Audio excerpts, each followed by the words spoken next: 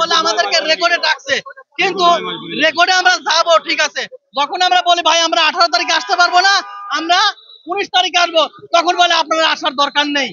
তাহলে এখানে কি বলছেন আপনি? 18 তারিখের এই প্রোগ্রামটাকে বানচাল করার জন্য তারা এইভাবে প্ল্যানিং করে, এবং আমাদের স্ব ইউনিট থেকে তারাও আমাদেরকে ফোন করছে।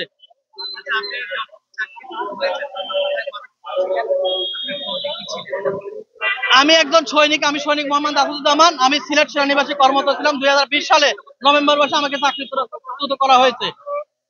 তারপর থেকে এই বিগত ফ্যাসিস্ট সরকার থাকাকালীন অবস্থায় আমরা সেইভাবে কোথাও কথা বলতে পারি নাই, কারণ কথা বলার জায়গা না। কার কাছে আমরা বিচার চাইবো? আমার চাকরি প্রথমত একটা কথা হলো 2020 সালের প্রথম দিকে একটা চিঠি আসে, সেটা হলো সেনাবাহিনীতে দাড়ি রাখার একটা প্রচলন আছে, যে এই দাড়ি রাখাটা আপনার ব্যাটালিয়নের সিও তার বরাবর একটা অ্যাপ্লিকেশন করতে হবে। আমরা মুসলমান, আমরা দাড়ি রাখতে পারি, কিন্তু সেনাবাহিনীর আইন হলো সিও বরাবর একটা দরখাস্ত করলে সেই দরখাস্ত সিও যদি মানে সিগনেচার করে বা উনি যদি পাস দেয়, তাহলে আপনি দাড়ি রাখতে পারবেন। তা আমার এই রোল কলে এটা পড়ে শোনানো হয়েছিল যে আগে যেগুলো দরখাস্ত দেওয়া হইতেছে, এই দরখাস্ত এখন টোটালি দেওয়াই যাবে না, দরখাস্ত আর দিতে পারবেন না, এটা সেন্টার রোল কলে পড়ে শোনানো হয়েছে। তখন সেখানে কথা হয়েছিল, আমার একটু কণ্ঠ বড়, আমি বলছিলাম যে এটা জালিমের দেশে বসবাস হচ্ছে, আমরা মুসলমান কিন্তু আমাদের দেশে এটা কি, ওই কথাটা নোটেড। এবং আরেকটা কাজ হলো, ঠিক আমি আসার 2-3 মাস আগে, আমি নভেম্বরে আসছি, 2-3 মাস আগে আরেকটা চিঠি হয়েছে। আমরা মুসলমান, নামাজ আপনারা সবাই জানেন যে নামাজ পড়তে গেলে পাশাপাশি যদি 2-4-5 জন থাকে, আজান দিলে যে একটু নামাজ বেশি পড়ে, সে কিন্তু ডাকে, এই চল নামাজ পড়ে আসি, বসে আছিস চল নামাজটা পড়ে আসি। সেনাবাহিনীতে চিঠি ইস্যু করে দিয়েছিল যে নামাজ, তোমার নামাজ তুমি পড়বা, তুমি কাউকে ডাকতে পারবা না। কিন্তু মুসলমান হিসাবে আপনারা একটা কথা জেনে রাখেন, আপনি সারা জীবন যদি নামাজ পড়েন কোনো ফায়দা নেই যদি আপনার পাশের ব্যক্তিকে আপনি না ডাকেন। এই কথাটা যখন বলা হয়েছিল যে এটা আস্তে আস্তে এমন হারামে পরিণত হচ্ছে, কয়েকদিন পরে বলবে খাবার খাওয়াটাও হারাম। এই কথা বলার পরে আরেকটা কথা বলি, হয়তো আমি আজকে গুম হয়ে যেতে পারি, আপনারা মিডিয়া যারা আছেন প্রচার করবেন। একটা কথা, 2018 সালে যে নির্বাচন হয়েছিল, এই নির্বাচনটা কিভাবে করেছিল, এই নির্বাচনটা কিভাবে করেছিল আপনারা কতটুকু জানেন? আমরা তখন নির্বাচন ডিউটি করেছিলাম, আমরা জানি এটা কিভাবে নির্বাচনটা হয়েছিল, রাতের অন্ধকারে কিভাবে ভোট গণনা করা হয়েছিল।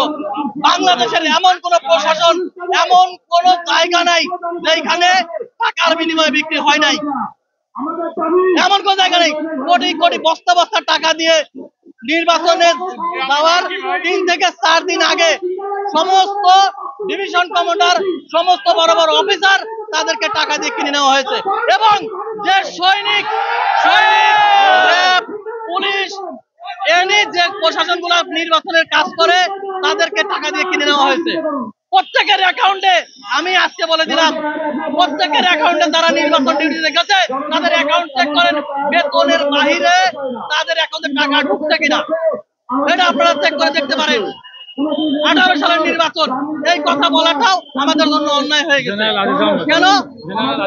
ওই সময় যারা যতগুলো নির্বাচন করে, আমি 12 বছর 6 মাস চাকরি করে আসছি সেনাবাহিনীতে, 2টা নির্বাচন ডিউটি করছি, 2টা নির্বাচন 14 সাল এবং 18 সাল যথেষ্ট সচক্ষে দেখেছি তারা কিভাবে নির্বাচন গুলো করছে। এই সমস্ত ফেস্টিভাল পুরো বাংলাদেশের যত প্রশাসন বলেন, যত যা কিছু বলেন, সমস্ত সংস্থার মধ্যে সেনাবাহিনী অফিসার দ্বারা পরিচালিত। ডিজেভাই বলেন, এফআই বলেন, এসইউ বলেন, যত সেনাবাহিনীর খবরগুলো ফ্ল্যাশ হয় না, এই হলো সমস্যা। সমস্ত আপনার সংস্থা চলে সেনাবাহিনী অফিসার দ্বারা, কিন্তু সেই অফিসাররা সমস্ত জায়গা ক্রাফট করে ধরে আছে এই ফেস্টিভালদের কথায়। হাসিনা একাকে সবকিছু করছে, হাসিনা কি সমস্ত অন্যায় অপরাধ করছে?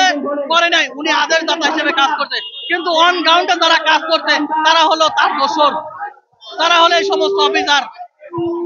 এখন আমাদের দাবি, আমাদের যাদের সমন্বয়ক এবং আমাদের যে সদস্যকে বিনা নোটিশে, বিনা ওয়ারেন্টে গ্রেফতার করে নিয়ে গেছে, তাদেরকে নিঃশর্তে মুক্তি দিতে হবে।